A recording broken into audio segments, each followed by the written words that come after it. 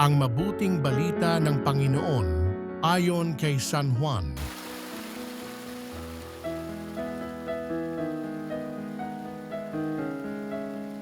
Noong panahong iyon, sinabi ni Jesus sa mga tao, "Ako ang pagkaing nagbibigay buhay na bumaba mula sa langit.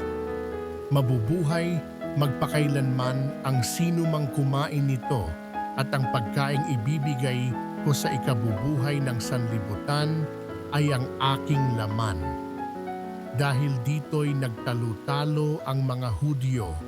Paanong maibibigay sa atin ng taong ito ang kanyang laman upang kanin natin, tanong nila. Kaya't sinabi ni Jesus, "Tandaan ninyo, malibang kanin ninyo ang laman ng anak ng tao at inumin ang kanyang dugo, hindi kayo magkakaroon ng buhay. Ang kumakain ng aking laman at umiinom ng aking dugo ay may buhay na walang hanggan at muli ko siyang bubuhayin sa huling araw, sapagkat ang aking laman ay tunay na pagkain at ang aking dugo tunay na inumin. Ang kumakain ng aking laman at umiinom ng aking dugo ay nananahan sa akin at ako sa kanya.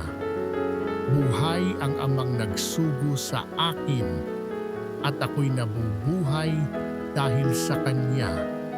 Gayon din naman, ang sino mang kumain sa akin ay mabubuhay dahil sa akin. Ito ang pagkaing bumaba mula sa langit. Ang kumakain nito'y mabubuhay magpakailanman.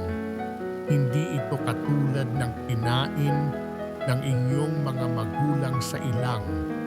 Namatay sila bagamat kumain niyon."